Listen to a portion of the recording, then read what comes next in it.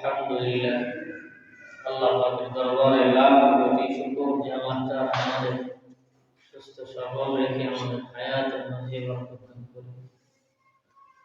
আজকে শাবানের 21 তারিখ, ইংরেজি মাসের আজকে 21 তারিখ। কথা বলেন ঠিক? শাবান মাসের 21 তারিখ, ইংরেজি 21 তারিখ। আজকে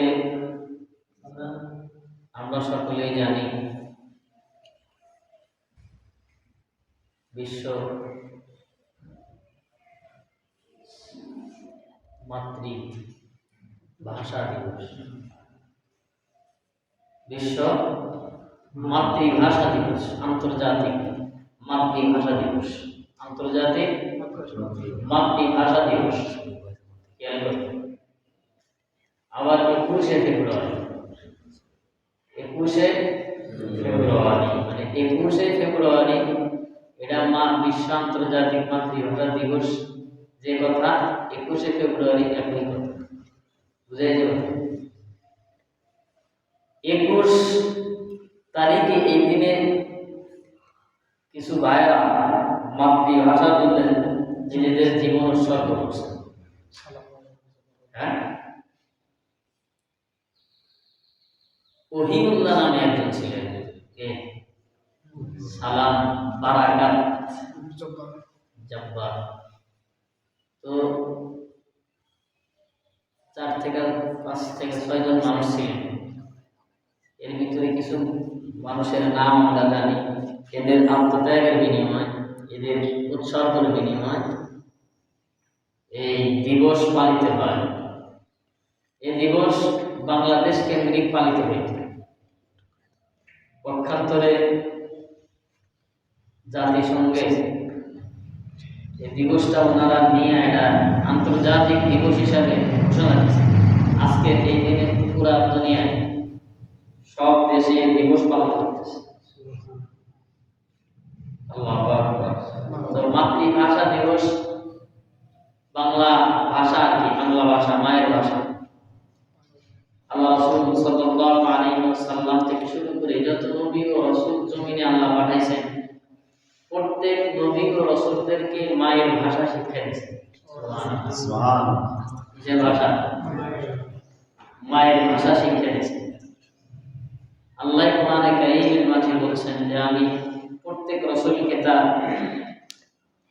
স্বজাতি, তার মার ভাষা, ওই ভাষা উপরে আমি তাদেরকে সৃষ্টি করছি বা তাদের পাঠাইছি, শিক্ষা দিয়েছি। সুবহানাল্লাহ। আমাদের বাংলা ভাষা বড় গৌরবময় ভাষা আর মহান ভাষা। বাংলা ভাষা আমরা যদিও একটু বাংলা ভাষার ভিতরে আমরা ইংলিশ প্রয়োগ করি, ব্যবহার করি, আসলে এটা ঠিক নেই। কারণ বিশ্বের ভিতরে বর্তমান পৃথিবীর বুকে 2300 ভাষা আছে। বর্তমান কত ভাষা বলেন? শুনতেছেন?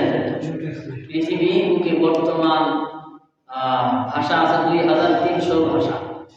এর ভিতরে অবাক হবেন আপনারা শুনলে, হয়তো শোনেন নাই, এগুলা পড়াশোনা করলে, ব্যাখ্যা কি করলে, গবেষণা করলে প্রথমে 10,000-এর উপরে ভাষা ছিল পৃথিবীর। কত? এরপরে 7,000, এরপরে 7,000, এরপরে বর্তমান জরিপ এই পৃথিবীর বুকে ভাষা 2300। কত? এই 2300 ভাষা কত থেকে 2300 হয়েছে? প্রথমে ছিল 10,000-এর মধ্যে ভাষা, 10,000-এর ঊর্ধ্বে ভাষা ছিল পৃথিবীর। এরপরে 7,000 ভাষা ছিল। এরপরে আস্তে আস্তে বর্তমান জরিপ আর গবেষণায় পাওয়া গেছে 2300 ভাষা বর্তমান। কেন? ভাষা আমাদের থেকে হারিয়ে যাইতেছে আমাদের ভাষা। কারণ আমরা ভাষা, মার ভাষা, বাংলা ভাষা বলতে যাই বলি ফলো করো, ফলো করো এই শব্দটা ইংরেজি না, বলেন না? কেন এটা বললাম? তাহলে অনুসরণ করো এই কথাটা বিরুদ্ধ হয়ে গেল। অনুসরণ কত সুন্দর ভাষা না? অনুসরণ না করে আমরা ইংরেজি ব্যবহার করছি। এইভাবে আমাদের পৃথিবীর বুক থেকে ভাষা বিলুপ্ত হয়ে যাচ্ছে। যেহেতু আজকে ভাষা দিবস, এই হিসেবে কথাগুলো বলার ইচ্ছা করতেছে। তাই আমরা বলি যে ফলো করো। আমরা বলি কি বলি? কথা বলতে বলতে বলি যে ফলো করো। মূলত যদি ফলো করো এই ভাষা না বলে যদি বলতাম অনুসরণ করো, হ্যাঁ, তাহলে আমাদের ভাষা টিকে থাকবে। তাহলে আমাদের কি হলো না? ভাষাটা বিলুপ্ত হওয়ার পথে নাই। খেয়াল করবো, আমরা বলি এমন ভাবে বলি কন্টিনিউ, ইংরেজিতে মানে অবিরাম, চালাইতে থাকো। আর বাংলা কত সুন্দর ভাষা, চালিয়ে যাবে। কথা বলেন ঠিক? এই বিষয়গুলোর কারণে ভাষা বিলুপ্ত হওয়ার পথে। আরো অনেক উদাহরণ আছে, যেমন এই যে বালতি, এই যে বালতি, ঘর, আরো অনেক কিছু ভাষা আছে। এগুলো কিন্তু আপনার পর্তুগিজ ভাষা, পর্তুগিজ ভাষা। কিন্তু আমাদের এই বাংলাদেশ অনেক মানুষ শাসন করে গেছেন, এই জন্য অনেক মিশ্রিত ভাষা, যে এমন কিছু ভাষা আমরা ব্যবহার করি বাংলায় মনে করে ব্যবহার করি, যেমন চেয়ার, টেবিল, প্লেট আছে না নাই? আমাদের এইগুলি এখন বাংলা হয়ে গেছে। পক্ষান্তরে চেয়ার কেদা কেদা বলে, হ্যাঁ চেয়ার, এটা তো আসলে বলতে পারবো না, কঠিন, ঠিক না? এরকম অনেক আছে।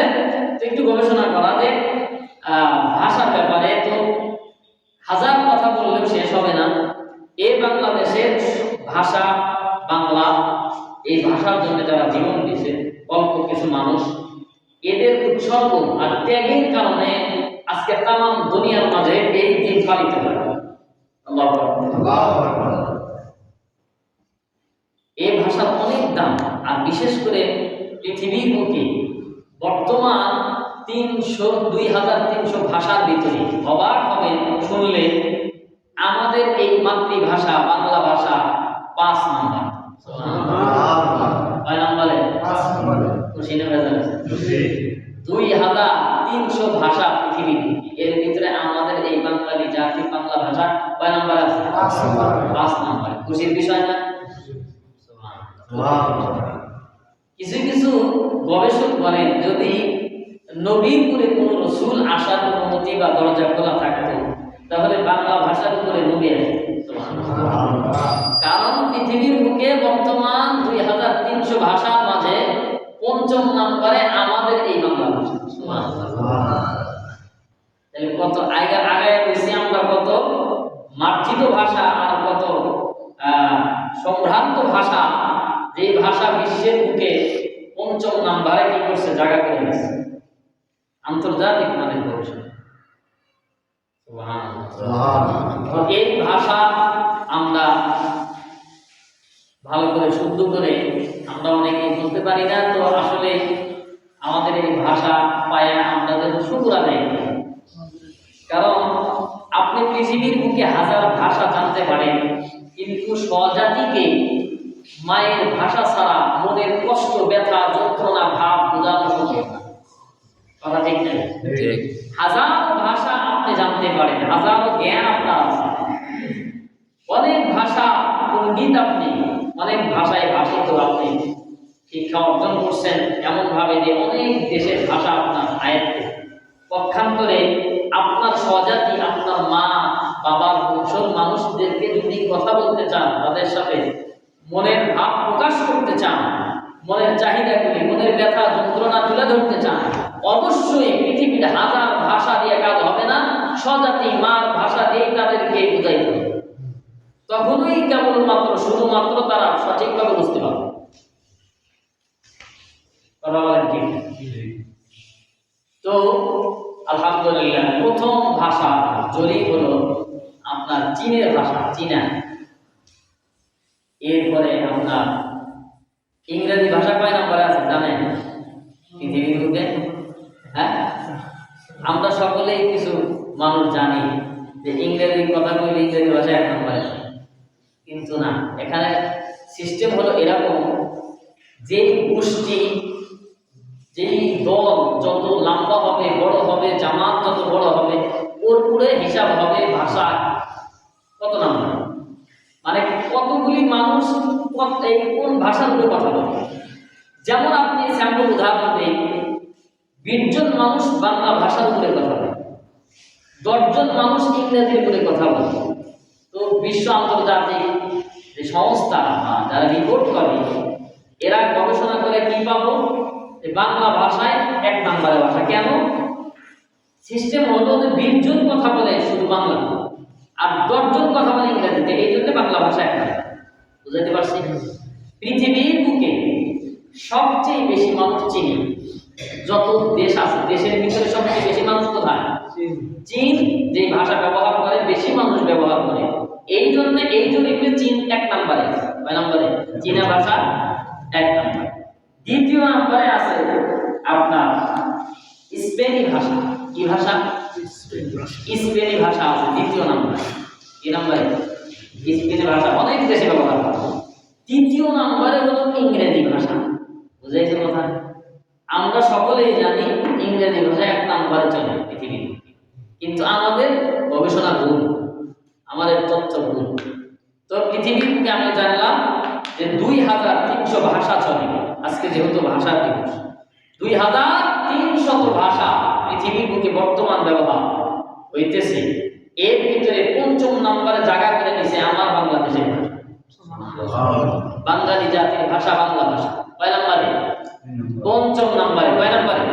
1 নম্বরে চীনা, 2 নম্বরে স্পেনি ভাষা, 3 নম্বরে ইংরেজি, 4 নম্বরে আরবি, 5 নম্বরে বাঙালি জাতির বাংলা ভাষা। সুবহানাল্লাহ। তথ্য পাইছেন? আল্লাহু আকবার। তো আমরা বড় গর্বিত জাতি, আমাদের ভাষা নিয়ে আমরা গর্ব আর অহংকার করতে রাজি আছি। কথা বলেন ঠিক? যে পৃথিবীর বুকে 2000 ভাষার ভিতরে, 2300 ভাষার ভিতরে আমাদেরটা 5ম নম্বরে জায়গা পেয়েছে। সুবহানাল্লাহ। বড় খুশির সংবাদ না?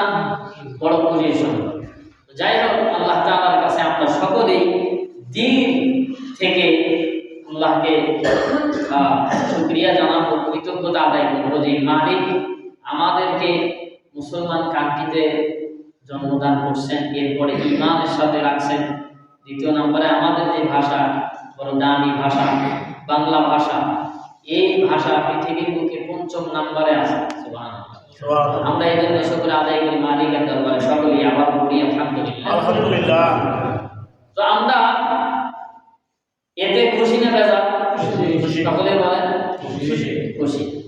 কারণ আজকে যেহেতু ভাষা দিবস, এই 21শে ফেব্রুয়ারি বোঝায় ভাষা দিবস। আমরা এই মসজিদ থেকে সকলেই দাবি জানাবো আমাদের বর্তমান সরকার প্রধানের কাছে, যে যেহেতু বাঙালি জাতি বাংলা ভাষার জন্য জীবন উৎসর্গ করার কারণে বদৌলতে এই দিবস আন্তর্জাতিক পর্যায়ে চলে গেছে, এই জন্য এই মসজিদের চুরিয়া মধ্যপাড়ায় মসজিদের মেম্বার থেকে আমরা আবেদন আর দরখাস্ত জানাবো বর্তমান সরকার প্রধানকে, যে আমাদের এই দিবসটা যেন 21শে না হয়, আমাদের বাংলায় ব্যবহার। বাংলায় কি হবে? বাংলায় আর কি, যেমন বাংলা মাস আছে না, এটা কি মাস চলতেছে? যেমন এটা আপনার পৌষ মাঘ মাস, ফাল্গুন মাস, পৌষ মাঘ ফাল্গুন। ফাল্গুন মাসের আজকে কয় তারিখ? মনে করেন 10। তো আমরা এমন ভাবে দাবি জানাবো যে এই ইংরেজি ব্যবহার না করে, যেহেতু আমাদের ভাষা বড় দামি, এই জন্য ইংরেজির জায়গায় বাংলা বসানোর দাবি, বাংলা দিয়ে যে উচ্চারণ, মানে বাংলা দেশের মানুষ বাংলা ভাষার জন্য, বাঙালি জাতি মা ভাষার জন্য জীবন দান করছেন, উৎসর্গ করছেন। এই ভাষা এইটা আপনার লিফলেটটা বলে নাকি যে বর্তমান আমাদের 21শে ফেব্রুয়ারি, এটা না হয় যদি বাংলায় হইতো, বাংলা সন তারিখ এগুলো যদি উল্লেখ হইতো, তাহলে মনে হয় সবচেয়ে ভালো হতো। ইংরেজিটা না করে বাংলা দিয়ে সব কিছু, সন, তারিখ, হিজরি যা কিছু আছে এগুলি যদি বাংলায় ব্যবহার হইত, যেমন আমরা আরো বোঝার জন্য সহজভাবে বললি বৈশাখ আছে না, পহেলা বৈশাখ, এখন বুঝছেন পহেলা বৈশাখ কি ইংরেজিতে হয় না আরবিতে না উর্দু না ফার্সিতে? বাংলা হিসাবে বাংলার প্রথম বর্ষ মাস প্রথম নববর্ষ বলে। এরকম আর কি বুঝাইতেছে যে আমাদের যদি বাংলাদেশে এই সিস্টেমটা হইতো তাহলে ভাষার জন্য যারা জীবন দিচ্ছেন উৎসর্গ করছেন তাদের এই ত্যাগ আরো সুন্দর হইত, আরো ফুটতো। কথা বলেন ঠিক? হ্যাঁ, তাদের এই জীবন দেওয়া উৎসর্গ করা বদৌলতে হয়তো আরো মার্জিত হইত, আরো সুন্দর হইতো যদি পহেলা বৈশাখের মতো এরকম একটা সিস্টেম করতো।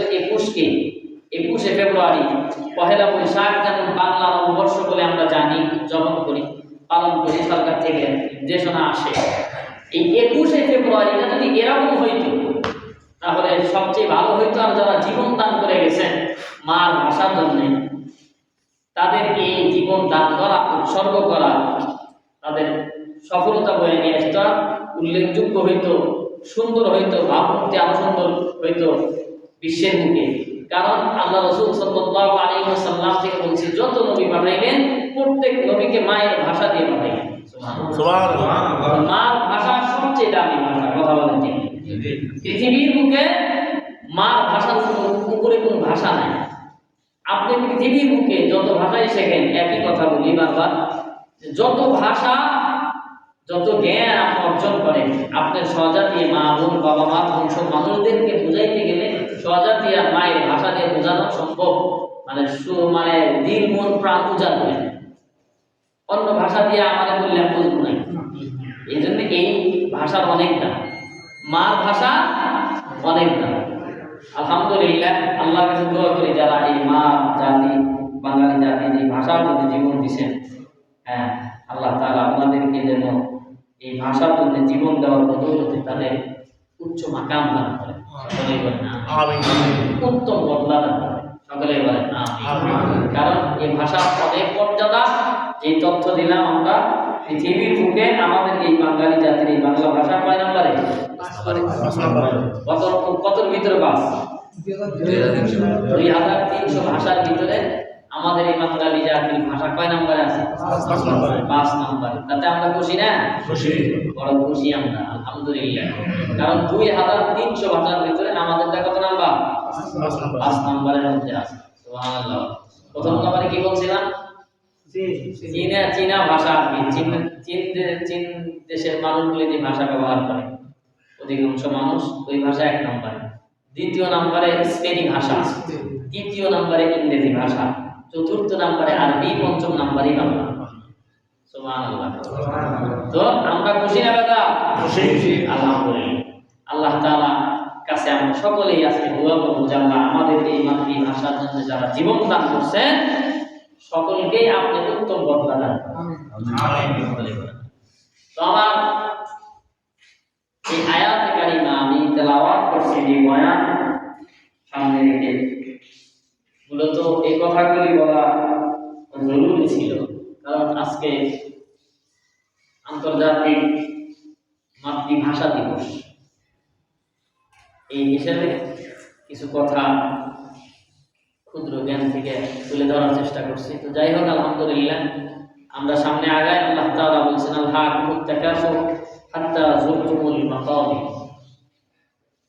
আল্লাহ তাআলা মানুষদেরকে লক্ষ্য করে বলতেছেন যে মানুষ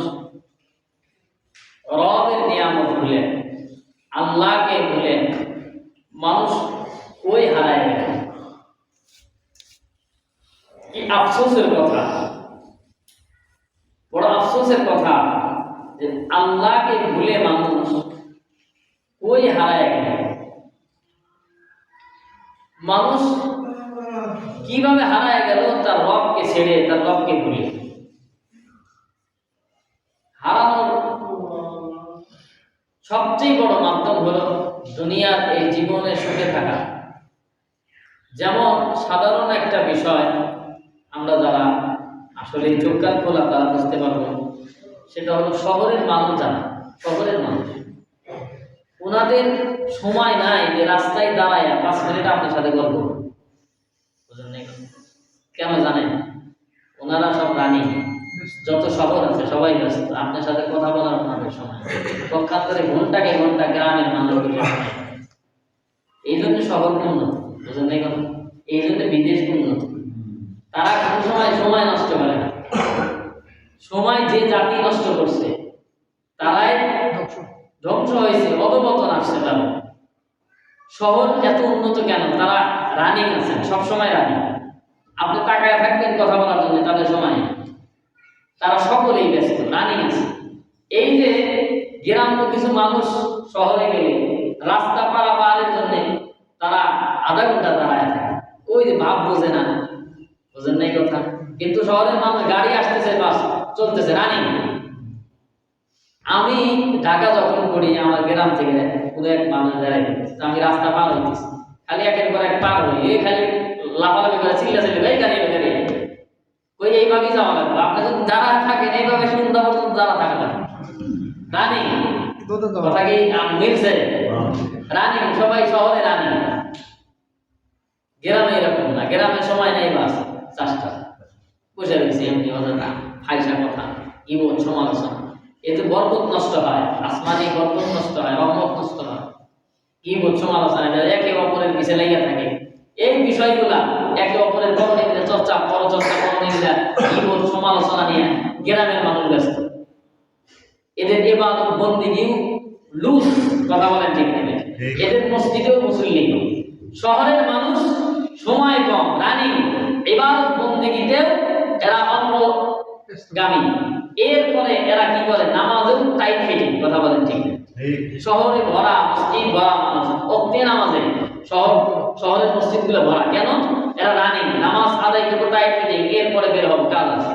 কিন্তু গ্রামের মানুষ সময় আছে হাতে, অন্য কাজে নষ্ট করবো, কিন্তু মসজিদে ঢুকবো না। মসজিদ থেকে ভয় পায়, ছাগলের মতো। কিসের মতো? গ্রামের মানুষ ছাগলের মতো। ছাগলকে আপনি গোসল করাইতে নিয়ে যায় তো কিরাম যে ভয় পায় পানি দেখে, ঠিক গ্রামের মানুষগুলো এরকম ছাগলের মতো, ওযু করবো না, ঘুম থেকে উঠেই বাস মসজিদ দেখলে ভয় পায়। মানুষ আমার দেখলো নাকি, এগুলো আবার তাকায় থাকে যে আমার কেউ দেখলো কিনা। আস্তে করে যদি কোনো হুজুর বা নামাজ পড়ে বেরিয়েছে, এরকম কোনো মানুষ দেখলে শরম পায়, পর্দা করে, কথা বলেন ঠিক আছে না? নাই আছে, হ্যাঁ, পর্দা করে। পুরুষ মানুষ পর্দা করে, ভয়ে দুর্বলতা যে আমি তো নামাজ পড়ি, নিজে বোঝে যে আমি নামাজ পড়ি নাই, অন্যায় অপরাধ। এই যে একটা ভিতরে একটা দুর্বলতা, এই দুর্বলতা তো থাকা কথা ছিল না যদি মসজিদে আসে। যাই জানি ওযু করে মসজিদে তো দরবারে হাজিরা দিই, কারণ মালিক তো সব রহমত নিয়ে বসে আছে। আল্লাহ তো বলেছে সকল মানুষকে দিয়েছি 1 ভাগ রহমত, আর 99 ভাগ দৌলত নিয়ে বসে দিয়েছি বান্দা। আমি যত কিছুই না জানি, আমি রবের দরবারে গিয়া যদি একটু হাত উঠা চোখের পানি ছেড়ে দেই, আল্লাহ আমি কিছুই জানি না, তারপরেও আপনার মহব্বতে আপনাকে পাওয়ার জন্য মসজিদের ভিতরে আসছি। এখন আপনি সিদ্ধান্ত করেন বা নেন আমার কি উপায় বা আমি কি করতে পারি। আল্লাহ তাআলা দ্বীন এমন প্রশস্ত করে দিবেন, শেখার আগ্রহ আল্লাহই তৈরি করে দিবেন। হেদায়েতের চাবি তো ওনার হাতে। স্বয়ং রাসূল করিম সাল্লাল্লাহু আলাইহি ওয়াসাল্লামের হাতে তো হেদায়েতের চাবি নাই। ওনার তো পৌঁছানোর দায়িত্ব দিয়েছে, নবীজির তো পৌঁছানোর দায়িত্ব দিয়েছে। হেদায়েত পাওয়ার জন্য হেদায়েতের রাস্তায় তো বের হইতে হবে। আমার প্রয়োজন, বাজারে তো আমাকে যাইতে হবে, টাকা নেই, বাকিও তো নিয়ে আসা হয়, কথা বলেন ঠিক। দিবেন হয়তো একটু দেরি হয়েছে, কিন্তু বের হইতে হবে। আপনি যদি কামরার মধ্যে শুয়ে শুয়ে থাইকা যদি বলেন আমার বাজার করতে হবে, আমার যাইতে হবে, বাসার ভিতরে ওগুলা কি মুসা আলাইহিস সালাতু ওয়াস সালামের জামানায় যেমন আসমান থেকে টপ করে উঠছে, মান্নাস সালওয়া করে, ওইভাবে তো আসবে না, আসবে না। কারণ আপনি তো বড় আল্লাহর ওলি না, বা ওরকম পর্যায়ের মানুষ আপনি যে আল্লাহ আসমানের ভিতর থেকে আপনার ঘরের ভিতর রিজিক পৌঁছায়। হ্যাঁ, দিবেন না কেন? এখনো দিবেন যদি ওই পর্যায়ের মানুষ হন, ওই পর্যায়ের যদি মানুষ হন, এখনো দিবেন। হযরত খুবাইব রাদিয়াল্লাহু তাআলা আনহু, এই খুবাইব খুবাইব রাদিয়াল্লাহু তাআলা আনহুকে যারা হত্যা করলেন, খুবাইব রাদিয়াল্লাহু তাআলা আনহুকে যখন হত্যা করার আগে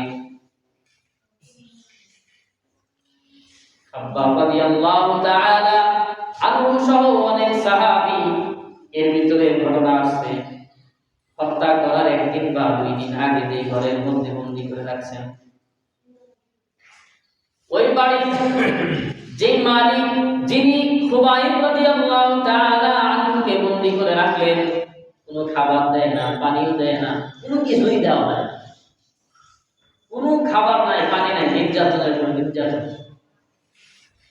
ওই বাড়ির মালিক পুরো বোন তাকায় দেখলেন খুবাইব যেন ঘরের ভিতরে কি খায়, এক পর্যায়ে তাকায় গেলে সুন্দর করে দেখার চেষ্টা করলেন আসলে কি খায়। তাকায় দেখলেন এমন ফল খায়, এই ফল কোন মৌসুমের ফল না। সুবহানাল্লাহ। আল্লাহ তাআলা জান্নাত থেকে ফল পাঠাইছে, ঘরের ভিতরে বসে বসে খায়। পৃথিবীর সকল মানুষ যদি খাবার বন্ধ করে দেয়, খাবারের মালিক তো একজন, যিনি সকল মানুষকে খাওয়ান, আর সকল মানুষ যদি একজনের খাবার বন্ধ করে, খাবার বন্ধ করলে কি হবে? খাবার তো ফয়সালা আসমান থেকে হয়, কথা বলে ঠিক বলেছি। খাবার বন্ধ করলে কি হবে? খাবার আসমানের মালিক পৌঁছান, এরপরে জমিনে আসে, এরপরে মানুষ খায়। খাবার আছে, রব্বুল আলামিন অনেককে খাবার শক্তি দেয় নাই, আছে না নাই? খাবার আছে, খাইতে পারে না, আবার মানুষ হঠাৎ করে খায় বলায়, রিজিক চিন্তাও করে না যে এই খাবারটা আমার নসিব হয়েছে, এরকম হয় কি ভাই? হযরত রাসূল করিম সাল্লাল্লাহু আলাইহি ওয়াসাল্লাম ক্ষুধার যন্ত্রণায় ঘর থেকে বের হইলেন। ওমর ইবনে খাত্তাব রাদিয়াল্লাহু তাআলা ঘর থেকে বের হইলেন। সিদ্দিক আকবর রাদিয়াল্লাহু তাআলা ঘর থেকে বের হইলেন। খাবার নাই। নবীজি বললেন হযরত ওমরকে, ওমর বাহিরে কেন এত রাতে? আবু বকরকে ডেকে বললেন, আবু বকর তুমি এত রাতে বাহিরে কেন? সিদ্দিক আকবর বলে, ইয়া রাসূলুল্লাহ, ক্ষুধার এত যন্ত্রণা, ঘরের মধ্যে থাকতে পারি নাই, বাইরে চলে আসছি। কে বলতেছেন? মক্কার ভিতরে অনেক ধনী মানুষ ছিলেন। হযরত সিদ্দিক আকবর রাদিয়াল্লাহু তাআলা ইসলামের জন্য দান করতে করতে সব শেষ করেছে। হযরত ওমর রাদিয়াল্লাহু তাআলা আনহু পৃথিবীর বাদশা ছিলেন, অর্ধেক পৃথিবী। সুবহানাল্লাহ। জিজ্ঞাসা করা হয় হযরত ওমরকে, তুমি কেন এত রাতে বাইরে আসছো? হযরত ওমর বলে, ইয়া রাসূলুল্লাহ, ক্ষুধার যন্ত্রণায়। ক্ষুধার যন্ত্রণায় নবী আর সাহাবীরা ধরে, আর আমরা পেট ভর্তি করে খায়া ঘুমায়। কথা বলেন ঠিক না? হ্যাঁ, কে কারা ক্ষুধার যন্ত্রণায় বলে, কারা নাম জানে? এটা কি মানুষ না? আল্লাহু আকবার। রাহমাতাল লিল আলামিন ক্ষুধার যন্ত্রণায় রাত্রিবেলা ঘরে, ভাই আমারও তো প্রচন্ড ক্ষুধা, আমারও প্রচন্ড ক্ষুধা, ক্ষুধার যন্ত্রণায় ঘর থেকে বের হয়েছি। হযরত ওমর, হযরত আবু বকর কত বড় দামি সাহাবী, যাদের উসিলায় আল্লাহ দুনিয়ার মানুষকে দ্বীন শিখাইলেন, যাদের উসিলায় দুনিয়া টিকে আছে, যাদের উসিলায় কোরআন ও হাদিস পেয়েছি, যাদের উসিলায় আল্লাহ রাসূলকে আমরা পেয়েছি, এমন স্বর্ণের মানুষগুলি না খায় রাত্রে ভরে। আর আমরা কি করি? পেট ভর্তি করে খাবার খায় ঘুমায় থাকি। আজান হয়ে যায় ফজরে, আজান হয়ে যায় ফজরে, আমাদের খবর থাকে। বরং রব্বুল আলামিন আসমানে এসে ডাক দেয়, কার কি সমস্যা আমার কাছে চাও, উঠে যাও, হাত বাড়াও। কার অসুস্থ, কার অভাব, কার কি পেরেশানির মধ্যে আছো, কার কি প্রয়োজন, আমি রবের কাছে হাত বাড়াও। আল্লাহ নবীজি বলেন, মান ওয়াসানা ফালাইসা মিন্না, যে আল্লাহর কাছে চায় না, আল্লাহ তার উপরে রাগান্বিত হয়। আল্লাহর কাছে যা যে চায় না, রব্বুল আলামিন তার উপরে রাগান্বিত হয়। আল্লাহর কাছে না চাইলে আল্লাহ রাগ করেন। আমরা সকলেই আল্লাহর কাছে আমাদের ছোট থেকে ছোট সমস্যাগুলি যেন চাইতে পারি, আল্লাহ আমাদের তৌফিক দান করেন। মানে আল্লাহর কাছে চাওয়া, যে আল্লাহর ইখলাসের সাথে যদি আমি চাই, আল্লাহকে আমি আস্থা মনে করি, আল্লাহকে হাজির নাজির যাই না, আল্লাহকে আস্থা ভরসা নিয়ে যদি আমি চলি, অবশ্যই আমি সফল হব। আমি বিফল হব না, সফলতাই আমাকে দ্বার প্রান্তে আমার পৌঁছায় দেবে। কথা বলেন ঠিক না? ঠিক। আমার আস্থা তো দুনিয়ার উপর। মুফাসসিরিনে কেরাম ব্যাখ্যা করেন, আলহাকুমুত তাকাসুর হাত্তা যুরতুমুল মাকাবির। কিসে তোমারে আল্লাহ থেকে দূরে সরায় দিল? আল্লাহ থেকে কই হারায় গেল বান্দা? 10,000 20,000 টাকার মোবাইল আল্লাহ থেকে দূরে সরায় দিয়েছে। কথা বলেন ঠিক না? ঠিক। মাত্র 10 আর 20 আর 15,000 টাকার মোবাইল যদি স্বয়ং রব্বে কারীম বাদশাহ থেকে যদি দূরে সরায় দেয়, এর চেয়ে হতভাগা কপাল পরার বোকা মানুষ হইতে পারে নাকি? ক্ষণস্থায়ী দুনিয়া, সাধারণ দুনিয়ার খাটা ভালো, লেপ দশক আর কাটা কম্বল যদি বিশ্ব মালিক, যিনি সকল বাদশাহের বাদশা সৃষ্টিকর্তা আল্লাহকে ভুলাইয়া দেয়, তাহলে বড় কপাল পড়ছে, বড় বোকা, বড় আমার খারাপ নসিব। কেননা আমাকে জান্নাতের ভিতরে যে দামি আসবাবপত্র জিনিস দেওয়া হবে, এই চিন্তা করলে কোন সময় সাধারণ দুনিয়ার এই খাট আর ভালো আর আরামের বিছানা স্বয়ং বাদশাহের বাদশাহ এই কোন সময় ভুলাইয়া দিত না। বলেন ঠিক না? ঠিক। কিভাবে ভুলাইয়া দেন? সাধারণ এই ক্ষণস্থায়ী জমির মধ্যে কাজ করি, স্বয়ং বাদশাহের বাদশাহ 99 ভাগ দরদ আর মহব্বত নিয়ে বসে রয়েছেন। ওই বাদশাহ, ওই মালিককে ভুলাইয়া দিল আমার ক্ষেত, আমার কর্মব্যস্ততা, আমার চাকরি, আমার ব্যবসা, আমার মোবাইল ফোন, ওই মালিকের চরণ থেকে আমাকে ভুলাইয়া দিল। কত তুচ্ছ জিনিস পায়া এত বড় দামি জিনিস মালিককে হারাইলাম। কবরের মধ্যে যখন যাব, তখন আমার এই ক্ষণস্থায়ী দুনিয়ার তুচ্ছ জিনিস কোনোদিন কাজে আসবে না। ওই মালিক কাজে আসবে, ওই মালিক কাজে আসবে। এই জন্যই তো কবরের মধ্যে যখন বলা হবে মানবকা, বলতে পারবে না, আওয়াজ আসবে জাহান্নামের দরজা খুলে দাও, জাহান্নামের দরজা কবরের দিকে খুলে দাও। আওয়াজ আসবে জাহান্নামের পোশাক পরায় দাও।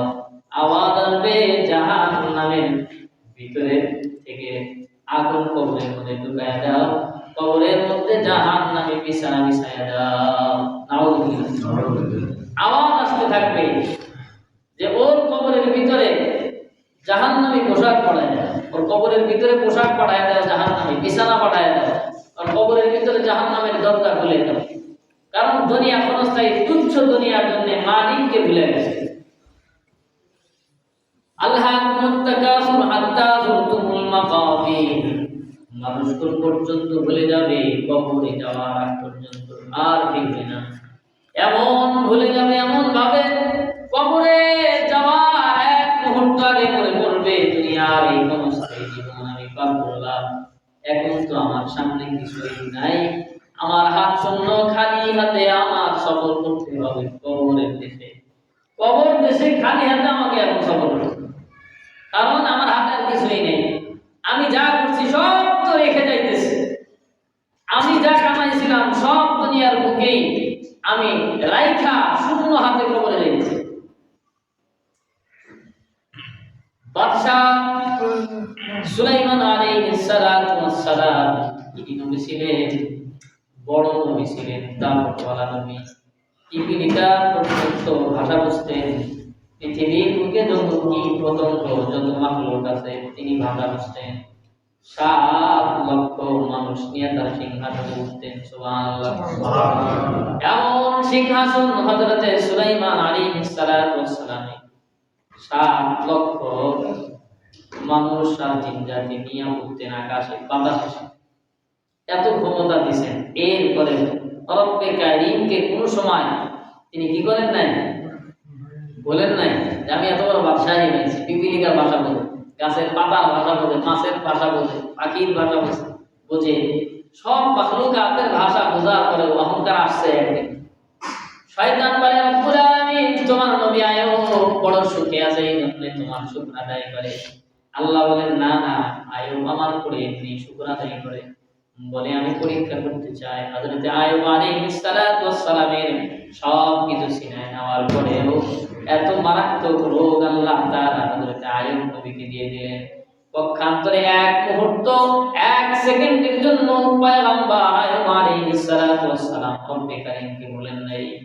এমন বর্ণনা কিতাবের মধ্যে আসছে, সারা শরীর ক্ষত বিক্ষত হয়ে গেছে, কোনো জায়গা খালি নেই, এমন অবস্থা সারা শরীর নষ্ট হয়ে গেছে, এমন সুই ধরার মতো জায়গা নাই যে জায়গাটুকু হযরত আয়ুবের ভালো। পয়গম্বর হযরত আয়ুব আলাইহিস সালাতু ওয়াস সালাম একদিন চোখ দিয়ে পানি বের করে রব্বে কারীমকে ডাক দিয়ে বলে, আল্লাহ তোমার কাছে একটা আমার ছোট দরখাস্ত, ওগো মালিক আমার একটা ছোট্ট দরখাস্ত। সারা শরীর আমার শেষ হয়ে গেছে, দুঃখ নাই, কিন্তু আমার জিহ্বাটা ভালো রাখো, যে যার কারণে এই জিহ্বা দিয়া তোমার নামের দিকে করতে পারি। আল্লাহ আল্লাহ আল্লাহ আল্লাহু আকবার। আমার সারা শরীর নষ্ট হয়ে যাওয়ার পরে আমার কোনো অভিযোগ নাই, কৈফিয়ত নাই, আমার কোনো কথা নাই, কোনো আমার আফসোস নাই, কোনো কিছুই আপনার কাছে আমি দরখাস্ত করি না, আমার এত সমস্যা এই সমস্যা, কিন্তু একটা কথা, আমার জিহ্বাটা ভালো রাখেন, যাতে করে এই জিহ্বা দিয়া আপনার পবিত্র নামের জিকির করতে পারি। আল্লাহ আল্লাহ সুবহানাল্লাহ। শয়তান শরম পাইছে না? কথা বলেন। শয়তান লজ্জা পাইছে, শয়তানের আবার শরম আছে না, শয়তানের লজ্জা। তো আমাদেরকে কি ভুলাইয়া নিয়া চালাইতেছে আমাদের কি আল্লাহ থেকে? আমরা এমন ভোলা ভুলছি আমাদের রবকে যে আমরা কবর পর্যন্ত চলে যাবো আল্লাহর কথা, এরপরও ফিরে আসার সম্ভাবনা নাই বা ফিরে আসার মতো সময় হবে না। তো যাই হোক, মূল কথা হলো আমাদের যে পথেই শয়তান চালায় বা আমরা যে পথেই চলি, সামনে মহা সম্মানিত দামি একটা মাস আসতেছে। এই মাসকে বরণ করার জন্য আমাদের অগ্রিম প্রস্তুতি নিতে হবে। সকল ফায়সা কাজ থেকে তওবা করে রমাদানকে বরণ করতে হবে, এর বিকল্প কোনো পথ নাই। কারণ আল্লাহ তাআলা একটা অফার দিয়ে রাখছেন, এরপরেও যদি আমরা এটা গনিমত না করি, মূল্যায়ন না করি, আমরা যদি এর নিয়ামতের শুকর আদায় না করি, এরপরে আল্লাহর কি করার আছে বলেন? হ্যাঁ, এরপরে আল্লাহর কিছু করার আছে নাকি? এত বড় দামি একটা সময় দিলেন, লং টাইম, এই সময়ে যদি নিজেদেরকে গোছাইতে না পারি, নিজেদেরকে সাজাইতে না পারি, তাহলে আল্লাহর কোন দোষ আছে? এই জন্যে আসলে সব ক্ষেত্রে কাজ করার প্রস্তুতি আছে না নাই? তো এই রমাদানকে বরণ করার জন্য আমরা সকলেই যেন রমাদান মাস, তার হক, তার মহত্ব, তার তাৎপর্য বুঝে শুই না আমরা সম্মানের নজরে দেখে আমাদেরকে প্রস্তুত করতে নিতে, বা আমাদের সকলকে যেন প্রস্তুত করতে পারি, প্রস্তুত এমন ভাবে করতে পারি, এমন ভাবে নিজেকে সাজাইতে পারি যে আসলে আমি আর আপনি এই রমাদান মাসের উপযুক্ত একজন মুমিন। কথা বলেন ঠিক না? আমরা এমন প্লেয়ার হব, এমন সৈনিক হব যে রমাদান মাস মূলত আমাদের জন্যই। বলে বলেন, কথা বলেন ঠিক না? নিজেকে এমন ভাবে রমাদান মাসে ঢুকানো, গোছানো যে আসলেই রমাদান যেন আল্লাহ আমাদের জন্যই পাঠাইছে। পারবেন তো ইনশাআল্লাহ? আল্লাহ তাআলা আমাদের সকলকে তৌফিক দান করেন। রমাদানের প্রস্তুতি নেওয়ার। সকলে বলেন আমিন।